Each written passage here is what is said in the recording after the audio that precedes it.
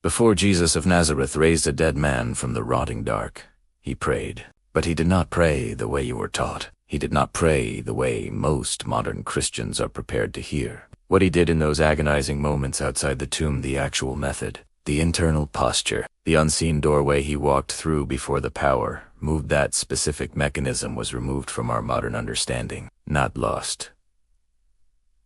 Removed. The words he spoke are still printed in the pages of your Bible.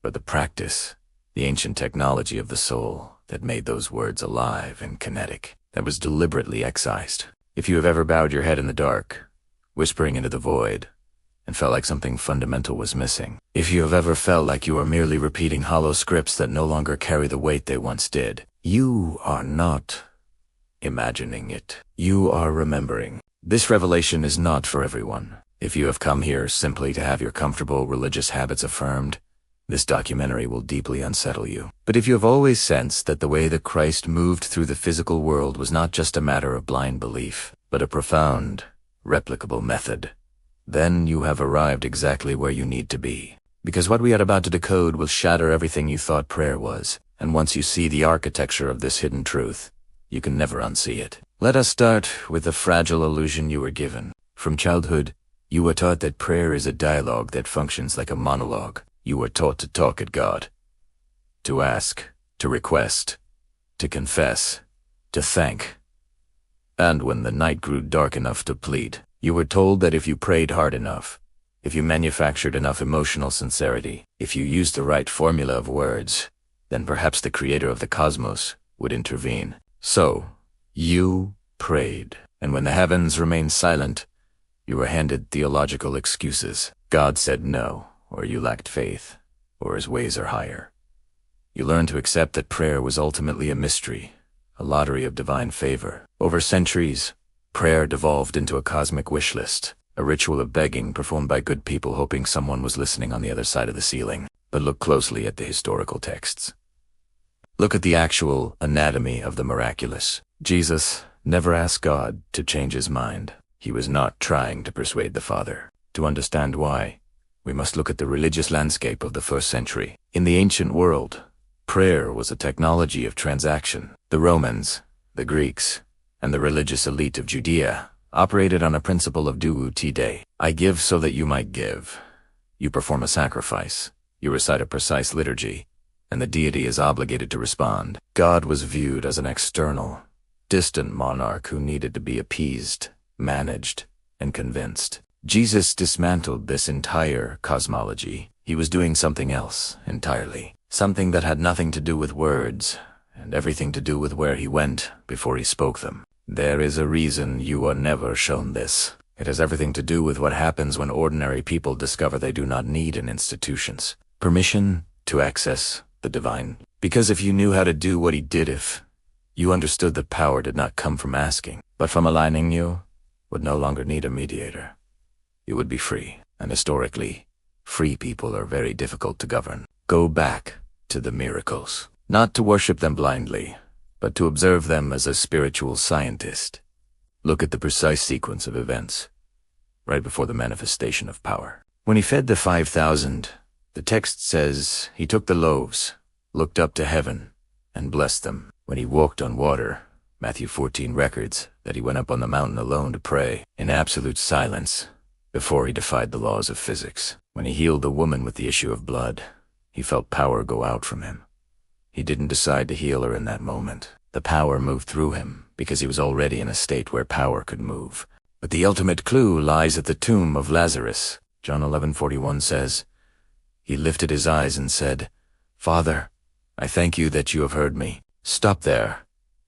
Analyze the grammar. He thanked the Father for already hearing him. Before the stone was rolled away, before the dead man took a breath, before there was any empirical evidence that reality had shifted, he gave thanks in the past tense, as if the impossible had already been accomplished. If prayer is begging God to do something in the future, this makes absolutely no sense. You only speak in the past tense about a future event if you have entered a state where the illusion of time has collapsed, a state where the separation between what is and what will be ceases to exist. He entered a specific location. But where was it? In Matthew 6-6, Jesus gives the most explicit, yet universally misunderstood, instruction on the mechanics of prayer. But when you pray, go into your room, close the door, and pray to your Father who is in secret. For generations, the Church has taught this as practical advice about privacy. But look at the original Koine Greek. The word translated as room is Tameion. In the ancient Near East, the Tameion was the innermost chamber of a house. It was the storehouse, the treasury, a room built without windows, located at the absolute center of the dwelling, designed to be completely cut off from the light and noise of the outside streets. Jesus was not giving architectural advice. He was providing a metaphysical coordinate. He is saying, when you pray, go inward. Retreat into the windowless treasury of your own soul, the space that exists beneath your personality, beneath your anxieties, beneath your ego and your identity. Close the door. Seal off the five senses. Shut out the chatter of the analytical mind. Why? Because the Father does not live in the external noise. He lives in the Tameion. He dwells in the secret center. The Gnostics understood this as the divine spark, the fragment of the ultimate source buried deep within the human vessel. Every healing, every raising of the dead followed this exact sequence.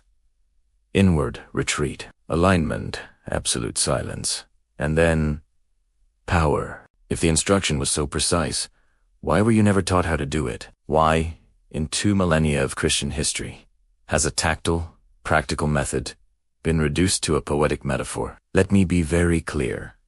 The Bible was not falsified. The words of Jesus were not changed. But the instruction manual on how to execute those words was withheld. In the first 3 centuries, early Christian communities before councils, before creeds, before the Roman Empire co-opted the faith knew how to do what Jesus taught.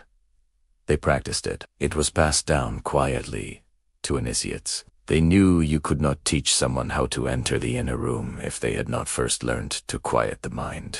But when Christianity became the religion of an empire in the 4th century, something shifted. Institutions require order, structure, and scalability. They needed a religion that could be taught to the masses in a way that didn't depend on intense interior development. You cannot systematize silence. You cannot standardize the Tameion. You cannot train thousands of priests to guide people into a mystical state that the priests themselves had never entered. And so, the method was gradually moved out of public teaching. What remained were rituals, liturgies, and prayers you could memorize, forms you could follow without ever having to go inward. Today, you have millions of people repeating the Lord's Prayer, reciting psalms, bowing their heads, but they are doing it from the outside, from the frantic, fearful mind, and the door to the inner room stays closed. Not because God locked it, but because the institution forgot where the key was, and no one taught you how to turn the handle. Here is the secret that alters the fabric of reality. Prayer is not persuasion. It is coherence. Jesus wasn't convincing God. He was entering a state of alignment where his will and the Father's will were indistinguishable. From that place, you do not hope reality will change. You recognize that in the unseen realm, it already has. The physical world simply hasn't caught up yet. If you try to speak from your personality, your ego, your separated mind, nothing happens because you are not aligned. The outer world does not respond to separation. It responds to source. And you only access source when you go where Jesus went. Behind the door, your soul already knows how to do this. It has been doing it since before you had language, since before you were given a name. You just forgot. Now, you are starting to remember. I know what you are asking. How do I do it? What are the steps? I will give you the entry point, but not the entirety, because the inner room only opens for those who are willing to endure the threshold. If you want to go where the Christ went, you must stop doing what you have been doing. Stop talking to God in your head. Stop asking. Stop wanting. Stop imagining a bearded man somewhere in the clouds. Instead, do this. Sit. Be entirely still. Close your eyes. And instead of starting a monologue, just breathe. Notice the air. With each exhale, drop one layer of your false identity. Let go of the thoughts. Let go of your history. Let go of the version of you that is terrified of tomorrow. Let go of the version of you that needs a miracle. Hust breathe. Feel for the place behind your thoughts. The terrifying, beautiful silence underneath the noise. It is subtle. You will not hear a booming voice. You will not see an angelic vision. But if you stay there, if you resist the agonizing urge of your ego to start talking and performing, you will begin to feel a presence. Not external, not separate, closer than your own heartbeat. That is the edge of the inner room. Do not rush forward. Do not demand an experience. Just remain in that silence. You are unlearning a lifetime of external striving. You are learning what it feels like to rest in the presence that has always been waiting for you to notice it. This is the foundation. Without this, no prayer has power. But there is a second part, a deeper instruction, a specific movement of awareness that Jesus engaged in after the stillness, which turned alignment into staggering authority, the shift that allowed him to speak as the source, not just to Italiano. But that is a revelation for another time. For those who actually do the work of finding the door, the map has been placed in your hands. The door is right in front of you. Now go, inward close the door, and wait.